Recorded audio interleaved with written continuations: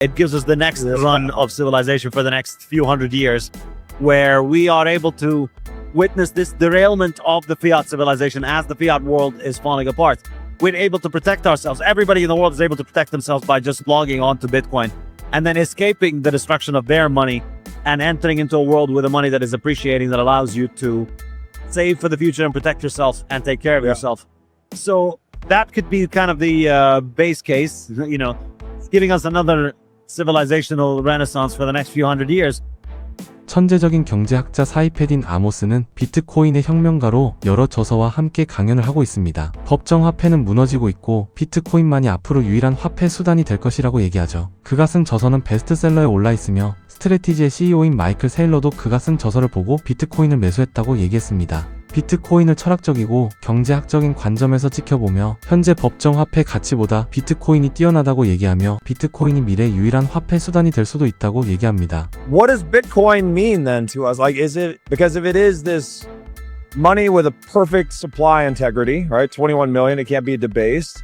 Does this then energize the process of civilization? Do you see this as becoming, I don't know, like this is one of the most interesting areas of Bitcoin to explore. Like, what are the implications? How do you see this in the long run affecting the process of civilization? I basically see it as being the reversal of the process of civilization. In other words, the 20th century was the destruction of money, bringing apart all of the fabric of civilization, bringing apart all of the very elaborate construction of civilization that humanity has been putting together for thousands and thousands of years. And you know, it wasn't all plain sailing, obviously. It's not, it's always been a process of ebb and flow. We put a lot of bricks together and we build something nice, and then we get with this horrible destruction, and then we have to start over again. And it's an incentive thing too, because like we build up economic surplus, and then you kind of get this socialist or whoever that wants to come in and take from that.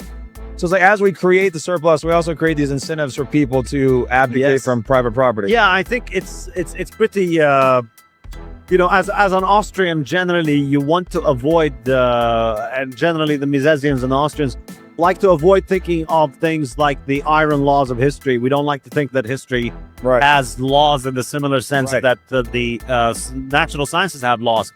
Yet nonetheless, we witness a pretty recurrent theme in the rise and fall of civilizations, and there are many authors have explained this across many civilizations and across many times. You know, not only do we witness the same process, but we also witness historians documenting the same process, describing it in very similar terms. So, you know, John Glubb is a great author. Recently, he wrote something similar, I think in the 1950s or 60s, he wrote a book about that. Ibn Khaldun, the old Arab philosopher, had described this. And Anthony Gibbons, in his description of the rise and fall of the Roman Empire, they're very similar themes, which is that the accumulation of capital leads to growth in economic cooperation, and leads to wealth, and it leads to capital accumulation. And then you get a generation that doesn't value that, and then it begins to debase the money.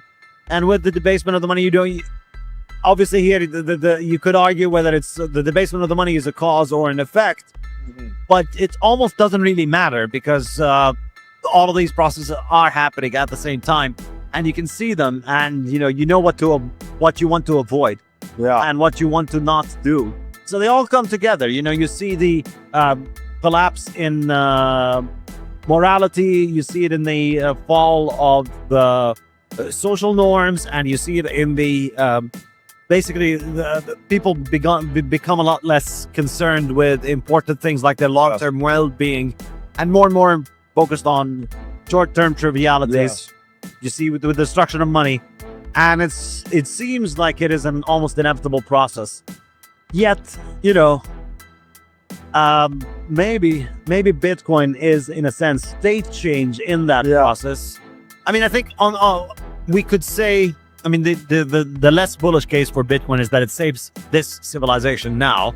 It gives us the next run of civilization for the next few hundred years, where we are able to witness this derailment of the fiat civilization as the fiat world is falling apart.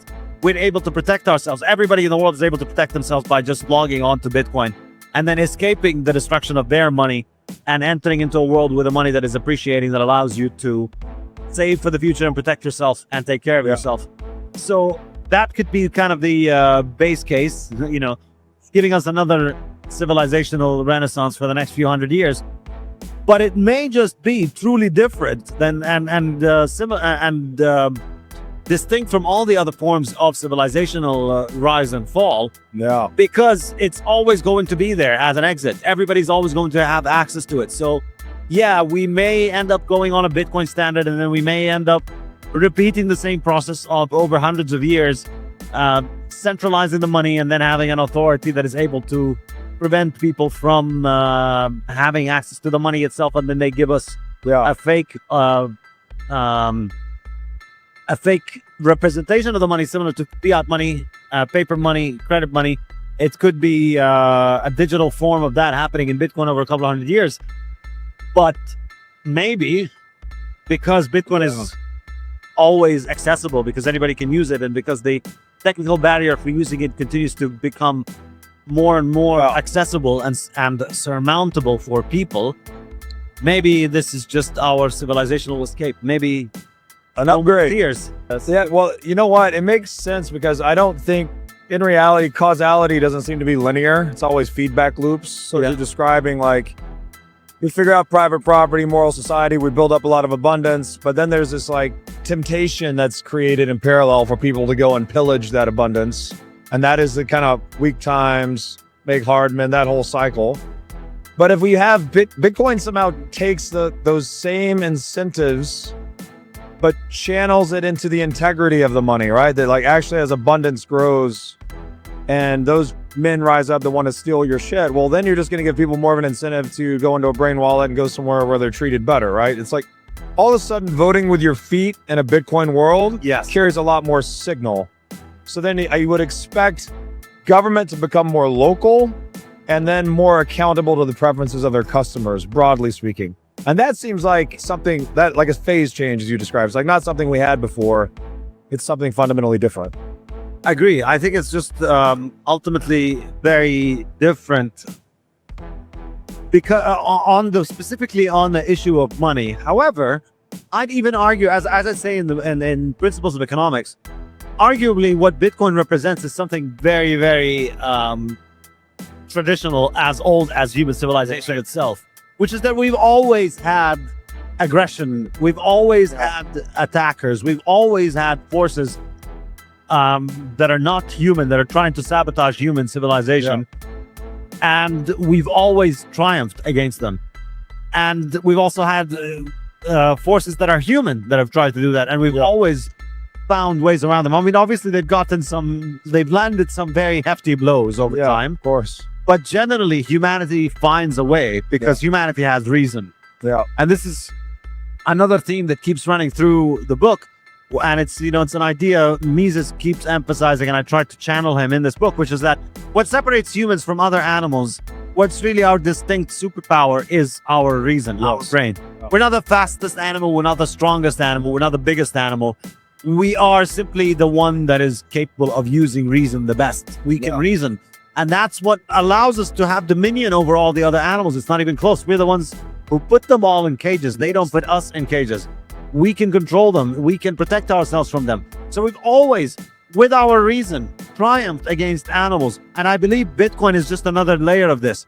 We've always had within humanity, we've always had forces that have always undermined humanity, undermined civilization. We've always had the more high time preference people that have always been destructive towards civilization. And we've always found ways around it. We've invented weapons and ways of protecting against them. And I think Bitcoin is the latest iteration. It is the most formidable problem. It's the most formidable attack. It's the one that has lasted for a very long time. It's undermined civilizations for thousands of years. But here we are. We finally found one that allows any human being to use without having to rely on political institutions, without having to rely on the mob. I think this is really the key distinction. And so we've always been governed by this, because we always have to use everybody else in order to have money.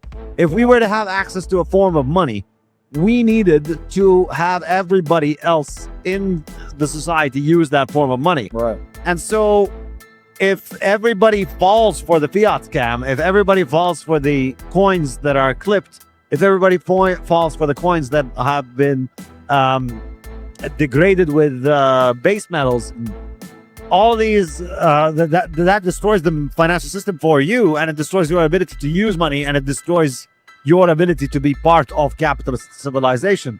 But now with Bitcoin, I mean, here we are. How many Bitcoiners are there in the world? Probably less than 1% of humanity are Bitcoiners at this point. And yet, they're able to save, they're able to trade with one another, they're able to find a liquid market pretty much everywhere in the world. People are buying and selling Bitcoin everywhere. Even in places like Gaza, with all of this death and destruction that's taking place, Bitcoin still works and people are still able to use it. So no matter what happens, no matter how crazy the people around you are, you're still able to access a civilized capitalist system and a form of money and to trade with people.